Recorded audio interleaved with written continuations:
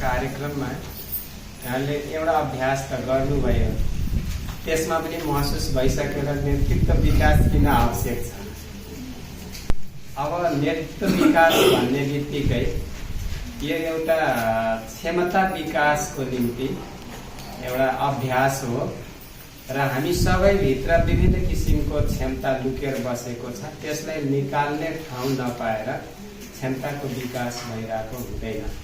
अब यो ठाउँ वडा कार्यालयले उपलब्ध गराएको छ, वडाले बजेट राखिदिएको छ, यस्तो राम्रो प्रशिक्षक बनाइदिएको छ। अब प्रशिक्षकसँग तपाईँहरू तालिम अवधिभरि अनुशासित भएर म के गर्छु र म सिक्न आएको भन्ने भावना राखेर तालिम अवधिभरि बस्नुभयो भने तपाईँको सिकाइ प्रतिमूलक हुन्छ। होइन भने यो त सबै म जानेकै छु भन्ने मनमा अहम यदि छ भने तपाईँको सिकाइ फेरि तल जान्छ। त्यसकारण मान्छे नमरुन्जेलसम्म केही न केही प्रत्येक दिन सिकिरहने कुरा हो। सिकाइ प्रक्रिया यस्तो हो र मलाई लाग्छ केही बहिनीहरू अझ कलेजकै ड्रेसमा म देखिरहेको छु, उहाँले पनि कोर्सभित्र पढेका कुराहरू पनि यसमा रिपिट हुन सक्छ। त्यसकारण यसलाई यो ट्रेनिङलाई हामी अभ्यासको रूपमा लिनुपर्छ र धेरै कुरा जान्न छ, सिक्न छ भन्ने मनमा राख्नु होला। र अब रहेको कुरा नेतृत्व विकास किन आवश्यक छ भने समृद्ध सरावल बनाउनको लागि तपाईँहरू जस्तो युवा बहिनीहरूको जबसम्म क्षमताको विकास हुँदैन, तपाईँको समुदाय तपाईँको सरावल राम्रो बन्न सक्दैन। त्यसकारण यो तालिमको आयोजना गरेको हो। र यो धेरै तपाईँले यो त बहुत ठुलो महासागर हो, हामी त सकिन्न भन्ने निराश पनि हुन पर्दैन। जस्तै उदाहरणको रूपमा सामान्य आज यो मञ्चमा बसिरहेको जुन व्यक्तित्वहरू देख्नु भएको छ, उहाँहरू यो नेतृत्व क्षमताको विकास गर्दा गर्दै यहाँसम्म आउनुभएको छ। आज उहाँहरू वडा हाँकिरहनु भएको छ। होइन, तपाईँहरूलाई प्रशिक्षण दिन दुईजना आउनुभएको छ, उहाँ शर्मिला म्याडम र उहाँ उमेशजी।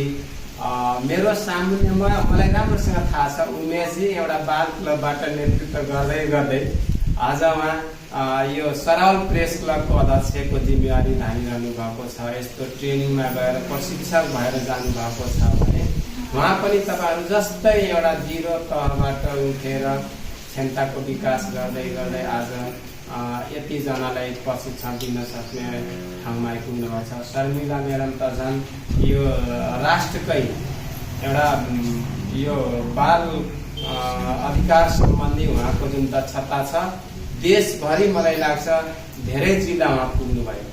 त्यसकारण हामी धेरै टाढा विदेशको कुरा गर्नु पर्दैन, हाम्रो स्वदेश हाम्रो जिल्लाभित्र यस्तो खालको नेत्रीहरू जन्मिँदैछ। होइन, आज उपाध्यक्षजीलाई ल्याउन खोजेको उहाँ विविध कारणले गर्दाखेरि आउन सक्नु भएन।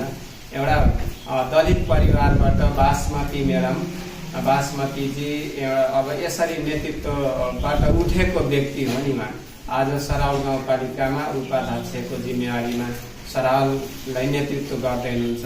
त्यसकारण सरावलभित्र थुप्रै सम्भावनाहरू छ, बस हामी सम्भावनाको खोजी पनि गर्नुपर्छ र म पनि सक्छु भन्ने खालको अब सोच बनाएर अगाडि बढ्नुपर्छ। त्यसकारण सोच जहिले पनि सकारात्मक राख्नुहोस्। मैले यहीँ पनि केही चेहराहरू देखिरहेको छु, उहाँहरू कुनै न कुनै समूहमा आबद्ध भएर नेतृत्व गरिरहनु भएको छ। कोही म्याडमहरू यहीँ हुनुहुन्छ, 15 जना सिकारुलाई राखेर आफ्नो व्यवसाय चलाउनु भएको छ, त्यो पनि उहाँको नेतृत्वको क्षमता भएको ठाउँ हो। यहाँ केही बहिनीहरू देखिरहेको छु, उहाँ निजी व्यवसाय चलाउनु भएको छ। उहाँहरूलाई म यो सामाजिक सञ्जालमा पनि देख्छु, उहाँले नेतृत्व गरेको बहिनी। होइन, उहाँको आफ्नो व्यवसाय छ। त व्यवसाय गर्न पनि त आफूभित्र एउटा मिठो बोल्ने स्वभाव हुन पर्यो, मिठो बोल्ने बानीको विकास भयो भने तपाईँको त्यो हरेक ठाउँमा त्यो कुरा लागू हुन्छ, राम्रो पनि हुन्छ। र अर्को कुरा के भन्न चाहन्छु भने यो उमेर समूहका किशोरीहरू भित्र यो कहिलेकाहीँ समाजमा नराम्रो दुर्घटनाहरू भइरहेको छ। होइन, अब उमेर नपुग्दै बिहा गर्छ, त्यसपछि त्यो सम्बन्ध विच्छेद हुन्छ, अनि त्यहाँबाट एउटा गएर पङ्खामा झुन्डिएर आत्महत्या गरेको अवस्था पनि छ। अनि त्यसपछि उमेर नपुग्दै बिहा गर्छ, बच्चा जन्मिन्छ, अनि आफ्नो उमेर पुगे छैन, बिहा दर्ता बन्दैन, बच्चाको जन्म दर्ता बन्दैन। यस्तो खालको समस्याहरू छ। त्यसकारण ट्रेनिङको बहानामा यो उमेर समूहका नानीहरूलाई म यो जानकारीको लागि मात्रै, तपाईहरूबाट यस्तो घटनाहरू नहोस् र तपाईँको समुदायभित्र यस्तो खालको घटना हुँदैछन्, त्यो विकृति हो, त्यसलाई हामी हटाउनु पर्छ भन्ने तपाईँहरूले सोच्नु होला र हामी सबै लागेर त्यस्तो विकृति हटाउनु पर्छ भन्न चाहन्छु। र अर्को कुरा, हामी यो वडा नम्बर 2 यस्तो महत्त्वपूर्ण वार्ड हो, सरावल पालिकाको वडा नम्बर 2, यो गौतम बुद्धको एउटा सम्बन्धित ठाउँ। अस्ति हामी भर्खरै यो बुद्ध जयन्तीमा ककरपत्ता नगरमा गएर बुद्ध जयन्ती समारोह मनाएर आयौँ। अब हामी वडा नम्बर 2 को बासिन्दाहरू गौतम बुद्ध जस्तो एउटा राम्रो व्यक्ति बन्ने नबन्ने त्यो पनि एउटा सवाल हुन्छ। त्यसकारण हामी सरावलको बासिन्दाहरू सबै बुद्ध बन्न पर्छ भन्ने पनि म आग्रह गर्न चाहन्छु। यो जापानबाट जापानिजहरू आउँछ नि, उनीहरू के सोच्छ भने आफूले नेपालको भूमिमा पाइला टेक्न पायो भने मोक्ष प्राप्ति हुन्छ। गौतम बुद्ध जन्मेको देशमा एकचोटि पाइला टेक्न पाऊँ भनेर विदेशीहरू यस्तो खालको एउटा भावुक भएर नेपाल आउन पाउँछ। हामी गौतम बुद्ध जन्मेको देशमा जन्मेर बुद्ध जस्तो राम्रो नागरिक बन्ने नबन्ने त्यहाँ सवाल हुन्छ। त्यसकारण समग्रमा यो आजको यो ट्रेनिङमा यसलाई म के भन्न चाहन्छु भने हामी सरावललाई राम्रो बनाउन छ, आफ्नो समुदाय राम्रो गराउन छ, नितान्त आफ्नो घर परिवारलाई राम्रो बनाउनको निम्ति तपाईँ आज बुझेको एउटा युवा भएर अगाडि निस्कनुहोस्।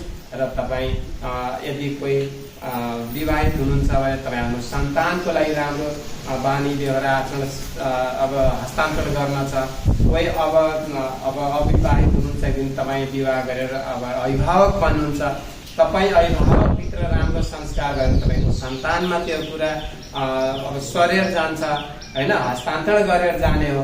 त्यो आउने युवाको लागि, आउने तपाईँको आउने सन्तानको भविष्यको लागि पनि हामी आज जान्न बुझ्न जरुरी छ। यति भन्दै तपाईँहरूको यो 3 दिनको तालिम